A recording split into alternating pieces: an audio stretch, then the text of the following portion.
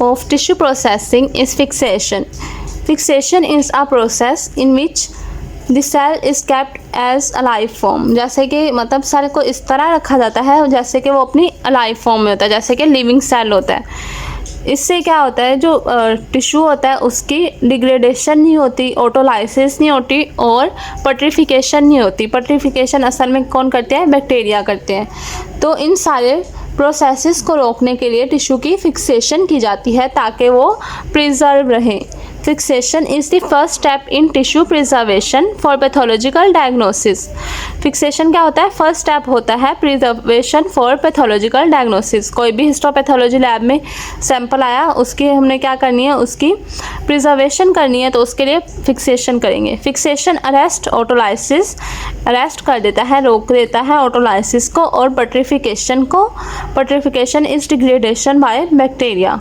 Coagulate soluble and structural proteins, proteins को क्या कर देता है? कोएगुलेट कर देता है, ठीक है। Fortifies tissue against the deleterious effects of subsequent processing and facilitate staining. क्या करता है कि टिश्यू को डिलीटियस इफेक्ट से क्या बचाता है और स्टेनिंग में हेल्प करता है। और जैसे जैसे टिश्यू प्रोसेसिंग होती है वैसे वैसे सब्सटेंसेस यूज़ होती हैं, तो उनके जो साइड इफ़ेक्ट्स होते हैं उनसे बचाने के लिए भी फिक्सेशन की जाती है। What is petrification? It is the decay of organic matter by action of microorganism resulting in production of foul smell. जैसे भी कोई भी माइक्रो ऑर्गेनिज्म है वो ऑर्गेनिक मैटर को डिग्रेड करेगा और उसके साथ क्या करेगा? स्मेल प्रोड्यूस करेगा। And autolysis, it is the enzymatic digestion of cells by the action of its own enzyme. Cell के अपने एंजाइम इसकी डाइजेशन शुरू कर देते हैं, इसे कहते हैं ऑटोलाइसिस। लैब में जो कोई भी सैंपल आता है तो उसको सबसे पहले एक जार में रखते हैं, जार के अंदर फिक्सेटिव होता है, तो फिक्सेटिव उसी वक्त उसमें ऐड कर दिया जाता है, लेकिन जो टिश्यू में से वाटर रिलीज़ होता है उसकी वजह से फिक्सेटिव डाइल्यूट हो जाता है, तो दोबारा से फिक्सेशन करने की ज़रूरत पड़ती है। It is best to begin processing with the fixative station.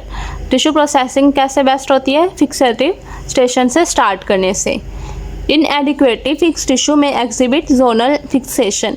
इनएडिक्वेट fix tissue का क्या मतलब है कि टिश्यू का कुछ हिस्सा फिक्स हुआ है, कुछ नहीं हुआ। जैसे कि एक टिश्यू था, उसमें बहुत कम क्वांटिटी में ऐड किया हमने फिक्सेटिव, तो उसमें कुछ पार्ट्स जो हैं वो फिक्स हो गए हैं और कुछ पार्ट्स फिक्स नहीं हुए।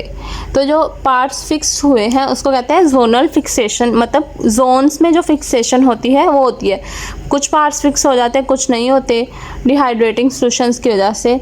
तो इसको बचने के लिए प्रॉपर तरीके से फिक्सेशन करना ज़रूरी होता है।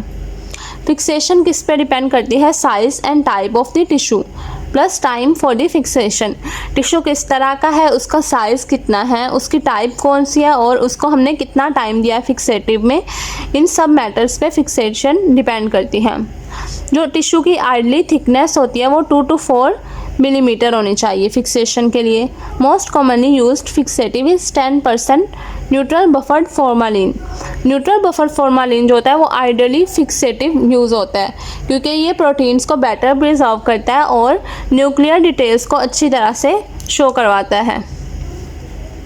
अल्कोहलिक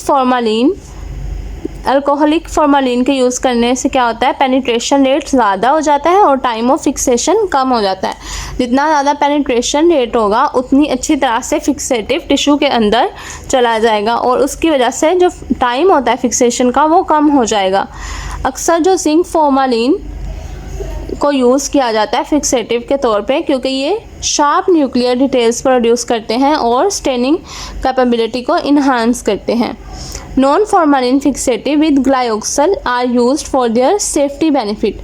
नॉन फॉर्मालिन फिक्सेटिव्स में क्या यूज़ किया जाता है? ग्लायोक्सल, क्योंकि इसका क्या बेनिफिट होता है? सेफ्टी, ये सेव होता है टिश्यू के लिए। Post fixation treatment. फिक्सेशन के बाद फर्दर पोस्ट फिक्सेशन ट्रीटमेंट की ज़रूरत पड़ती है। तो फिक्सेशन के बाद टिश्यू को अल्कोहल के साथ ट्रीट किया जाता है टू प्रिवेंट द री इंट्रोडक्शन ऑफ वाटर, ताकि उस टिश्यू में दोबारा वाटर ना आ जाए। पिक्रिक एसिड फिक्सेटिव जब यूज़ करते हैं तो उसमें क्या होता है, बोइंस जो होता है वो टिश्यू को कलर कर देता है ब्राइट येलो। तो इस कलर को रिमूव करने के लिए 50 to 70% अल्कोहल यूज़ किया जाता है 4 to 6 आवर्स। ये क्या करता है, एक्सेस फिक्सेटिव को रिमूव कर देता है और उसके कलर को डिमिनिश कर देता है। इस तरह से A rinse of tissue in 50 to 70% alcohol for 4 to 6 hours remove excess fixative। तो जो येलो कलर पिक्रिक एसिड की वजह से हुआ होता है उसको रिमूव करता है अल्कोहल। 50 to 70% अल्कोहल यूज़ करते हैं 4 to 6 आवर्स के लिए, जिसकी वजह से एक्सेस फिक्सेटिव रिमूव हो जाता है। Dilute carbonate solution can be used. Dilute carbonate solution को भी यूज़ कर सकते हैं पोस्ट फिक्सेशन ट्रीटमेंट में। और few drops of 1% eosin can be added.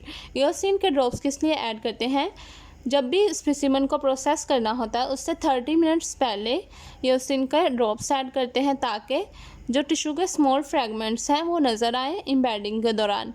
जो पिंक कलर होता है वो सब्सिक्वेंटली वॉश हो जाता है। जितने भी प्रोसेसिंग के स्टेप्स होते हैं उनमें जो पिंक कलर है वो आहिस्ता आहिस्ता ख़त्म हो जाता है।